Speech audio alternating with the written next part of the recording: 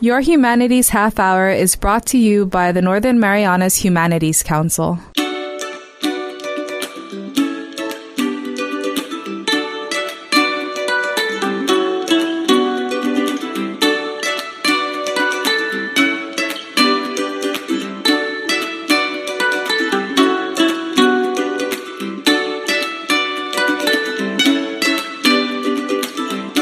Hafidez and Tiro, welcome to your Humanities Half-hour. I'm Catherine Perry, and today it's my pleasure to have in studio the recipient of this year's Governor's Humanities Award for Research and Publication, Lynne Michael from Rota. Lynne, welcome to the show. Welcome to Saipan. Thank you. So nice to have you with us. Tell us a little bit about yourself for people who don't know that you've lived on Rota for like 3 decades. Yeah, well, I got to Rota in 1986 and lived there ever since and built a house, and my husband and I live happily ever after on the island of Rota, growing old gradually. Well, congratulations on this publication, not only for the award, but really such a meaningful book for the people of Rota and the people of the islands. Memories and Music, the Japanese Era on Rota. How did this publication come about? Well, my background was in ethnomusicology, and I worked in Africa recording music for the government of the Gambia, and the Mandinka tribe especially. Their traditions are all oral. Nothing's written down, and it's now, of course, being written down. But it was very important for them to record their songs and their music because their history was carried out through the recording or through the songs of the musicians who were called jollies there. So my job was to go out into the village with my tape recorder and record the music and the xylophones and the drums and all the different kinds of music, the circumcision ceremonies, the mask traditions of the Gambia. And I spent 2 years doing that. And then I came back to the United States. So that was my background in ethnomusicology. So when I got to Rota, I could see that the music traditions were really fading away. There wasn't much left. Because I, of course, asked around. I even wrote to the University of New Zealand, and because they have a huge collection down there of Pacific music. And they said, no, there's not much left in Chamorro music. So I thought, well, I better get to it. So then I was asked to teach. Back then there was the college, NMC had a branch on Rota. And a lot of people in their 30s or so were students there who were getting their AA degrees. And one of the things you need for an AA degree is a music class. And so they wanted me to teach like a music appreciation class. And I said, well, that's all well and good, but there's not much use knowing about Mozart if you don't know about your own music. So I gave them about half a semester on the music of other parts of the world, not just Europe, but also Africa, Asia, all the other places. And then I said, let's concentrate on your own music. So each of my students went out and found somebody in the community, mostly their relatives, their grandfathers, their fathers, their mothers, their grandmothers, and they took my recorder and recorded them singing. So we got not just chamaritas, but we got religious music, we got children's game songs, we got social music, all different kinds of songs that were still there. And what's so, I am so glad that we did that because it has died out. Kids now don't play children's games anymore. They, they're all on their phones, and even kindergarten kids have got iPads.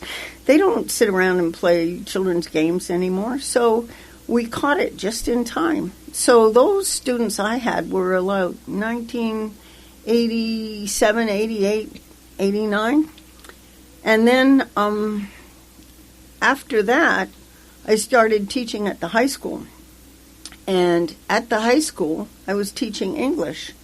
And Matt Ooka was the social studies teacher. And he was very committed to Chamorro history and the island and the culture. Really a wonderful man. And he and I started having a integrated curriculum project where the kids would go out and interview their parents or the grandparents about the culture, and then I would help them with writing it up and doing it in, like a term paper kind of thing. So after we did that a little bit, we decided we better get better recorders. So we got these little handheld recorders through a grant with the Pacific Consortium of the Pacific Arts and Cultures. They gave us a little grant, enough to buy little recorders. And so all the kids went out and talked to their grands, and sometimes their parents helped them translate, because even back then, around 1990, 1998, up through the 90s, kids were starting not to be able to speak the old style of Chamorro. So there was one interview in particular where this girl went out and interviewed her grandmother, and the grandmother was very critical of the girl, and you can hear it on the interview. And so the father jumps in and helps the girl do the interview. The girl said it in English, the father said it in Chamorro, and then the grandmother answered. And then the father got real interested, and he started asking his own questions. So it was sort of really loose, but a very effective way to interview. So Matt and I did that for 2 or 3 years. And then he had all the tapes, and he got very sick, and he went to the mainland for treatment, but it was too late. And he came back, and he had his box of tapes, and he came to me and he said, Lynne, he said, don't let this fade away. I promised him I wouldn't. And that was years ago, too. And then one day I looked in the mirror and I said, I think I better get on with this project before I get too old. So I went to the Humanities Council, and they gave me a very generous grant, and I embarked on getting it all put together. And so the technology has changed so much from the time I started until when it actually happened, that I had to send all the tapes and stuff back to the mainland and had them digitized. So everything was digitized. And then I got it all back. And then I had to strong-arm some willing and I would say mature Chamorro, mostly Monomco people, to help do the translations. And so we got these earphones and laptops and pedals like a court reporter uses, so they can stop and start. It works like a sewing machine. So I told them it works like a sewing machine, so they were good with that. And we got everything translated, which a lot of the kids had done it, but I wanted to get it, with older people.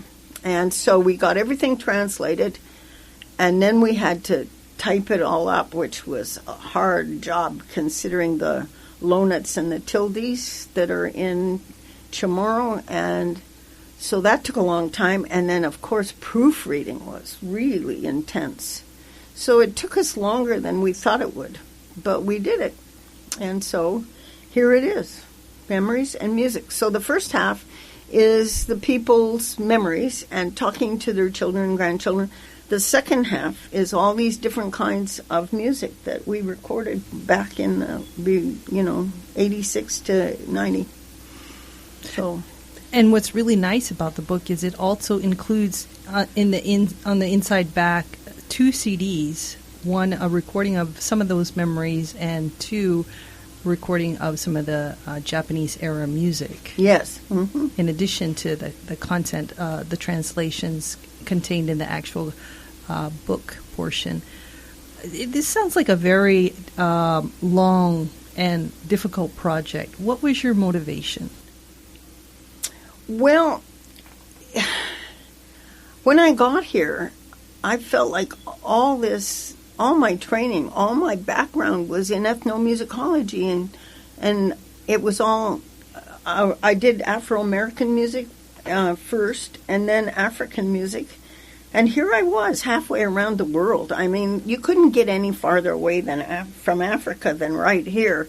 And I thought, but, you know, the method and the techniques, it's the same. Plus the fact that people said, oh, there's nothing left. And I thought, there's got to be something left. So, of course, it was a challenge to find what was left.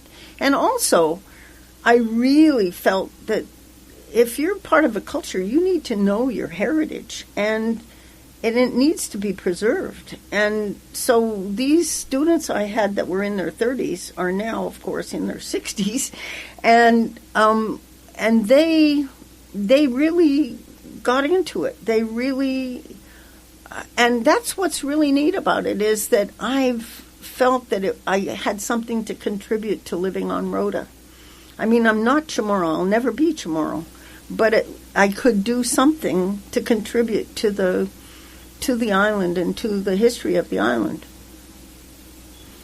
Our guest today is Lynne Michael. She's the recipient of the 2019 Governor's Humanities Award for Research and Publication.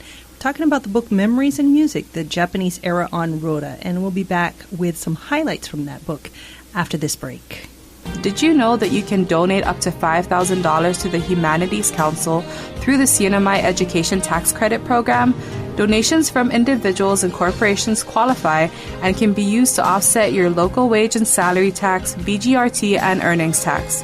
Call our office at 235-4785 to see how you can support humanities programs in our community and obtain a tax credit for your donation. Sizuus Maasi, Olomai, and thank you.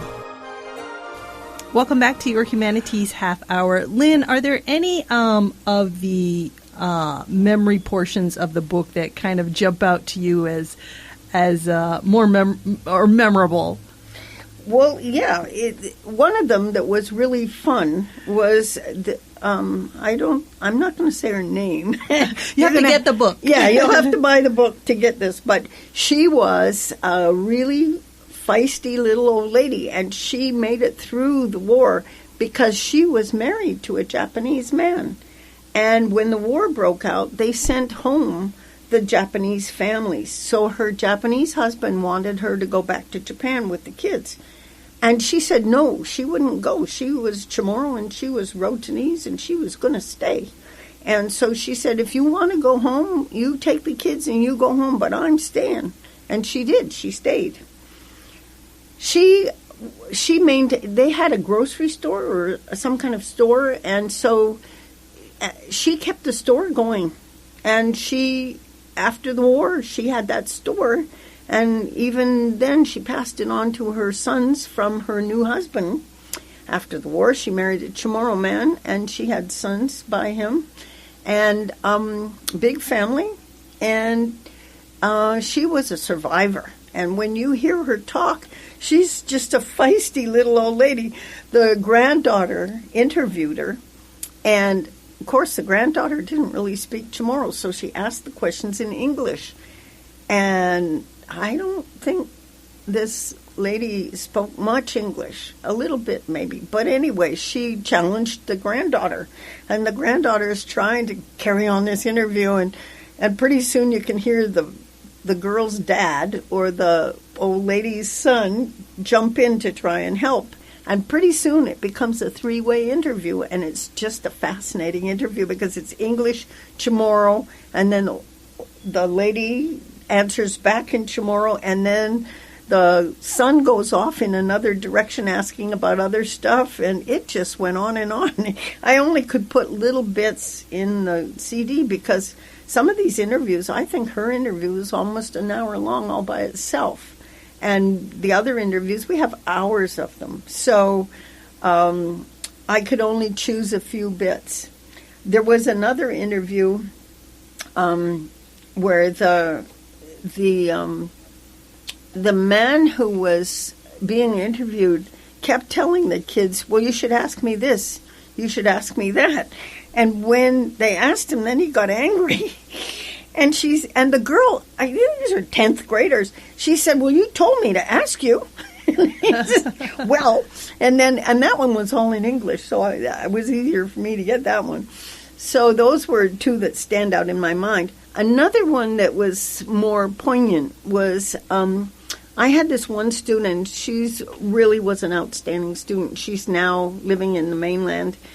But her grandmother was taken from Rota over to Saipan by the Japanese. And before her grandmother passed away, they had interviewed her on a videotape.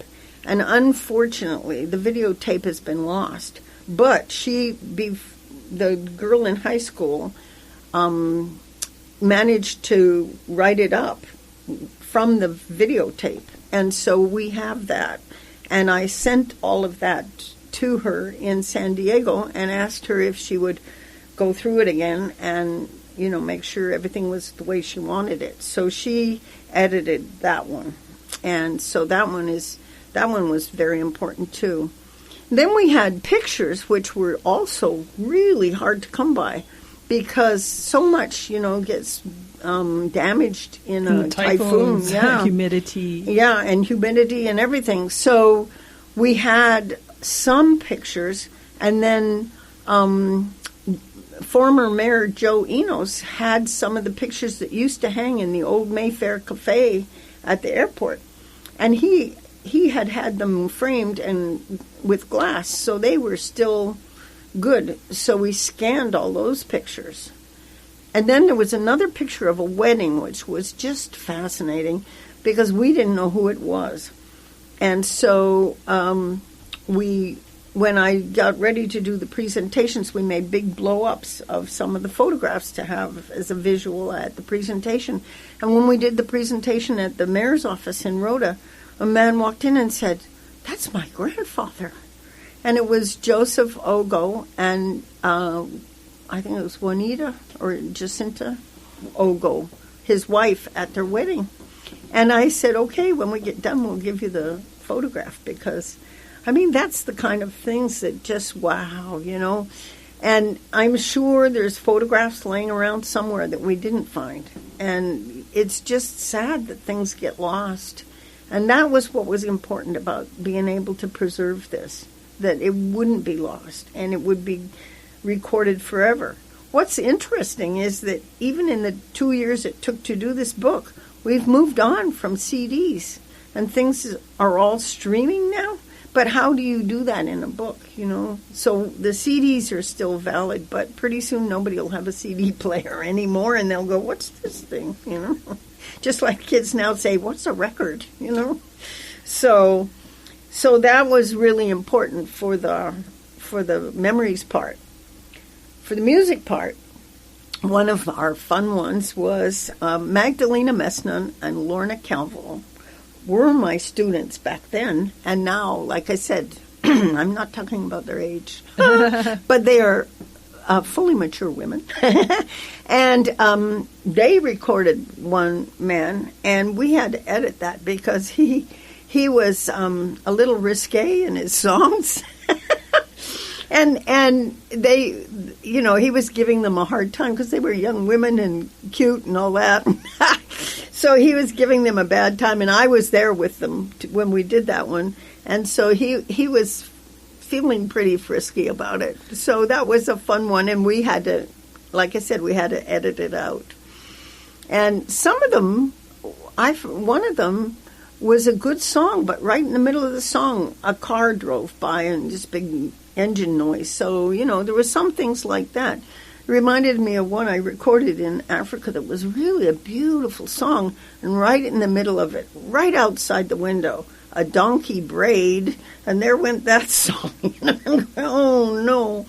So, you can't, when you do field recordings, you're really in the field, and you can't do much about it. It's not like being in a studio, So it had its moments, another funny one, May Calvo, Salome Calvo, who's living on Guam now, I think, but she kind of commutes back and forth to Rota.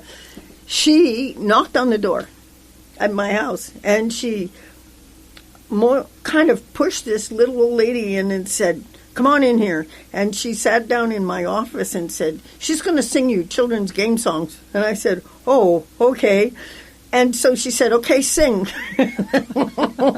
And so the lady, she, ping, ping, sakuling, she sang all these little old songs. And then we had these ladies that lived behind the dive shop, and of course they're both gone now too. But Maria Taimanyo and her daughter Connie, and they taught me a couple of game songs. One of them is this coconut shell game, and it's ambas clap, and you play it. It's a passing game. It teaches kids left from right, and so they taught me that game. And kids don't know that game anymore, and it seems so weird that they ask me to come and teach this game, and I go, okay. But they were really cute about it, and we did it in the dive shop. We're sitting in the floor of the dive shop doing this game, and it was really fun, and they were really good, so that was fun too. And so we had good times doing this as well. What do you think was the effect of having young people, often related to these interviewees, be the people conducting the interview? That was really interesting, because if you read all the books about how to do field work and how to do oral histories, there's certain things you're supposed to do. You try telling that to a high school kid. They want to know about the food. They want to know about going to school. So they would sit down with their grands and they would ask them, well, did you go to school? And so a lot of the interviews start out like that. And then they jump to, what did you eat? Did you have enough food? And stuff like that. And then their grands would go off and talk at a tangent. And it would bring memories. In fact, Mrs. Sasapura Mendiola, she had a photo album, and we tried so hard to find that album, because in an interview, a different interview than the other one, she sat there and looked at the pictures and talked about them. And we did everything to try and find that album. Nobody has it. It's gone. But she talked about, she said, oh, this picture reminds me of this. And she just went on and talked the whole time. They never asked her another question. And so the thing was that they were talking to their own relatives. They were talking to their grandchildren. And it was very personal, because they other more formal kinds of research projects where you get university professors or university students or strangers, just strangers, coming and asking you how it felt, during the war or something, isn't as personal. And so when I was over in Guam, they were talking about how hard it was to interview the people on Guam. Well, I think it was our strength that we had their own relatives doing the interviews. It might not have been as scholarly, but it certainly brought out all those personal memories that people aren't willing to share with strangers. Because after they start talking, the tape recorder doesn't matter. It's just on. And they're talking to their grands. They're telling them stuff they want them to remember. And so it made it very personal. What has this project meant to you personally? I have to say, when it was all finished, it was a huge sigh of relief, because it was an unfinished project for so many years. I mean, you think about the projects you set yourself out to do. Not many of them take like 30 years to finish. And I've had a few other projects that took a long time, but this has to be the longest one. And also, I was really cautious about the fact that I'm an outsider. It doesn't matter. It doesn't matter how long you live somewhere. Because in Africa they have a saying, the cut log floating in the river does not become a crocodile. It doesn't matter how long I live on Rota. I'll never be Chamorro. I am not Chamorro. That's a given. And sometimes people come from somewhere else and they think they're going to be embraced by the culture. After living in Africa and living all over the place, I think it's intelligent to realize that you are not You're not a crocodile. You're the log, and you're floating along in somebody else's river. And so I didn't have any illusions of becoming tomorrow. I know what I am. And so this project is a way to contribute and a way to give something to the community that's real and valuable and of the culture without me trying to put my footprint on it. It's not me. There was over 100 people involved in this. All my students, all the translators, all the people that sang the songs, all the people that did the interviews. All I did was make it happen. That's all. What do you hope this book will mean to the people of Rota and also those that are interested in it? Well, it's a way to preserve their history. And it was a turbulent time. And not much was written down. People were fighting for their lives. People were grasping for food and having to run down at night from way up in the hills down to get water when they were afraid and getting bombed. Nobody was sitting around writing their memoirs, you know. So their children want to know about that, and their grandchildren. And so it preserves something in the history of the island that makes me feel good, because if we hadn't done this, it would be lost. And so I'm proud of that we managed to do that. And I say we because, like I said, there was a lot of people involved in this.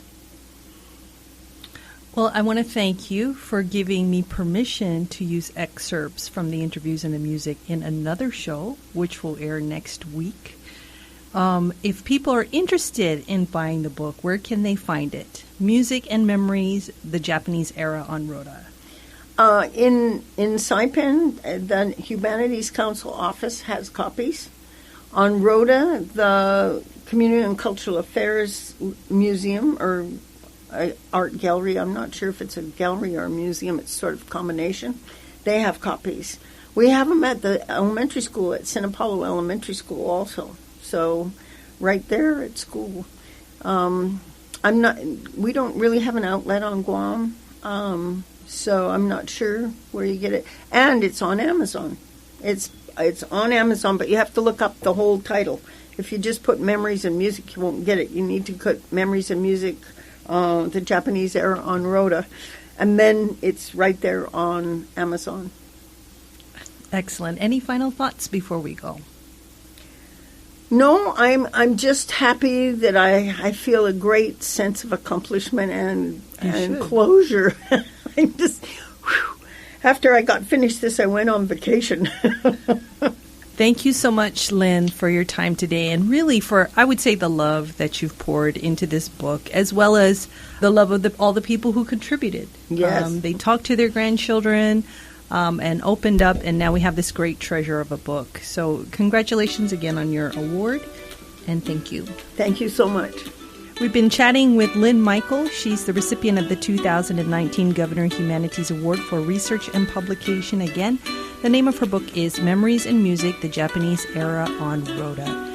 This has been your Humanities Half Hour. I'm Catherine Perry.